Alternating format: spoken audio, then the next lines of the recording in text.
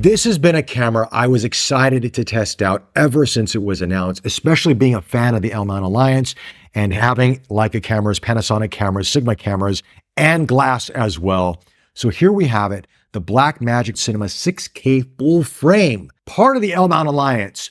And this is a fun camera to use, but is it the camera for you? 6K open gate using the Leica SL35f2 Oppo Summicron. This is arguably Leica's best lens they have made to date out of all their lenses. According to Peter Carbe, who is the chief lens designer for Leica, he said this is their best lens. And I've shot with it on the SL2, SL2S, and other cameras that are part of the L-Mount Alliance. It is phenomenal, and now you're seeing it used in video here on the Cinema 6K full frame. What do you guys think? Let me know in the comment section below. Now, of course, I have this rigged up because this is not a true autofocus camera. I'll talk about that in a second, but I'm using the small rig Magic Fizz wireless focusing system on this. And it's working relatively well, but I think this lens, of course, is designed for photography first and foremost, and it's not that big. So for this system to sort of work with it, I've got the rubber strap around the lens so it can grab onto the grooves and turn it around. It works, but it's not 100%, at least with this setup here, but it does the job.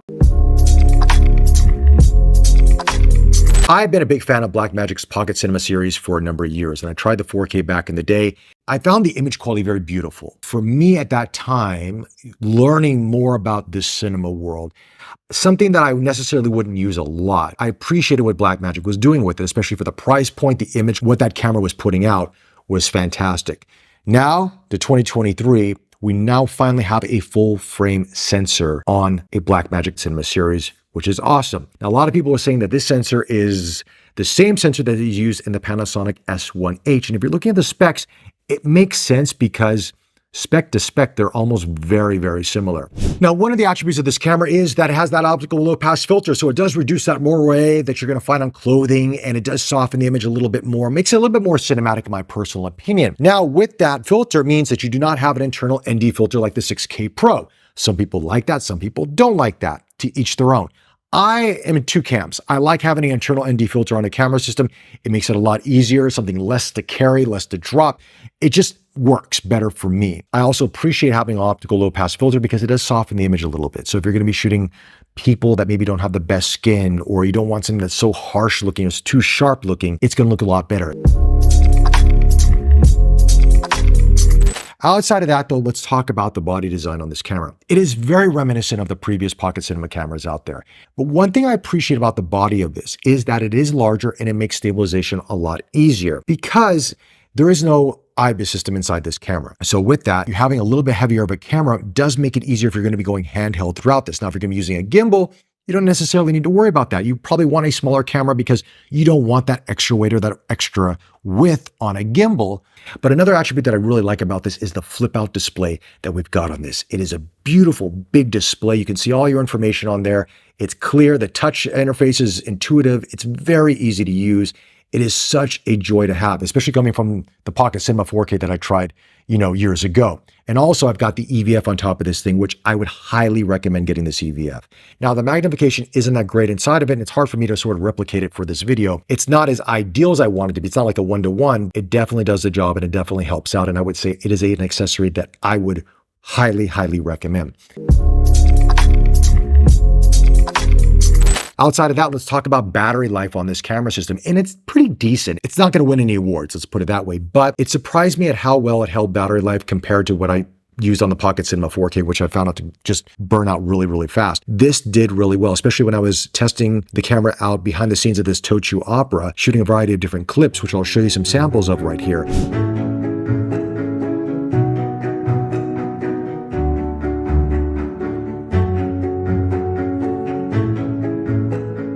It did well, and even at the end of my experience with them shooting it, I was like, actually, I still have some battery life left. I'm pretty happy with this. So you're going to need more battery if you're going to be shooting this all day, or a V-mount system like I'm using right now. I'm using the small rig V-mount battery on the back of this thing. But, if you're going to be shooting short clips, no issues at all. Speaking of short clips, let's talk about one feature to this camera, which I think is really, really cool. Something that other camera manufacturers should add to their camera systems is going vertical and having the whole system turn with you vertically as well. So the menu, all the interface turns vertically, so it helps make your shots easier. Because nowadays we are shooting a lot more vertical for social media content, Instagram, TikTok, etc., etc. I wasn't expecting it into a cinema camera, but it's cool that Blackmagic brought it into it. All right, so with all that said, would I recommend it for someone who wants to get more into videography if you already currently have Sony cameras or Panasonic cameras, etc., etc.? Well, look, the image quality out of this camera is different than you're going to get out of a lot of your prosumer or consumer cameras out there. Blackmagic RAW, the color science, the footage is beautiful. It's breathtaking. It's got that cinematic look that a lot of people like. For the price point and what you get out of the camera, it looks like you're shooting on a much more expensive camera. Let's put it that way. But